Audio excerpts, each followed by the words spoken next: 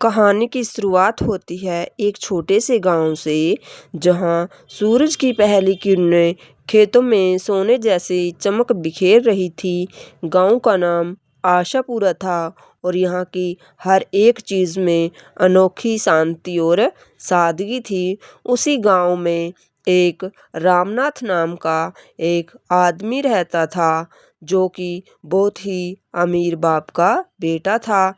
उसके बाप की डेथ हो चुकी थी और उसका बाप उसके लिए काफ़ी सारी ज़मीन छोड़ के चला गया था।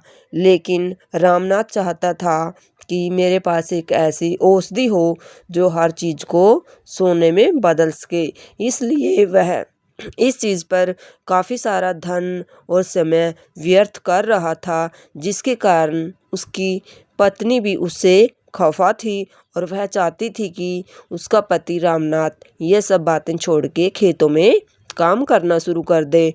और जब वह लोगों से इस बारे में बातें करता तो लोग भी उसको धोखा देते थे।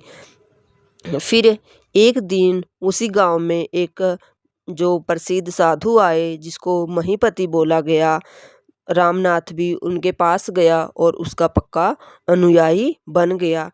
तो रामनाथ ने महीपति से पूछा, क्या आप मेरे को कोई ऐसी औषधि बता सकते हो जो हर चीज़ को सोने में बदल दे? तो महीपति ने बोला, हाँ, जब मैं हिमालय में गया था तो मेरे को वहाँ पर एक औषधि मिली थी, लेकिन यह बहुत ही ज़्यादा डिफ़िकल्ट है। तो रामनाथ कहता है, चाहे डिफ़िकल्ट हो लेकिन मैं इसको कर लूँगा।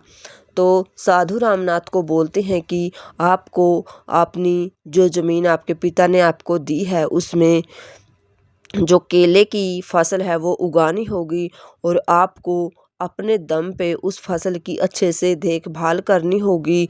और जब केले के पौधे बड़े हो जाएंगे तो उनके ऊपर जब सर्दियों में ओस की बूंदें गिरेंगी, उनसे आपको जो 5 बोतल हैं वो भरनी होंगी। तो रामनाथ कहता है कि साधु जी, सर्दियां तो बहुत कम टाइम की होती हैं, लेकिन 5 बोतलें ओस की बूंदों से भरना बहुत ही ज़्यादा डिफ़िकल्ट काम है। तो साधु कहते हैं, देख लो।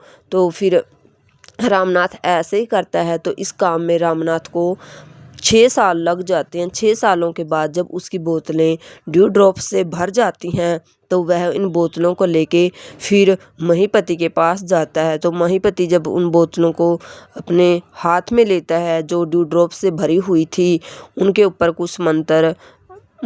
कुछ मंत्र बोलता है और फिर उनको रामनाथ को बोलता है कि आपको यह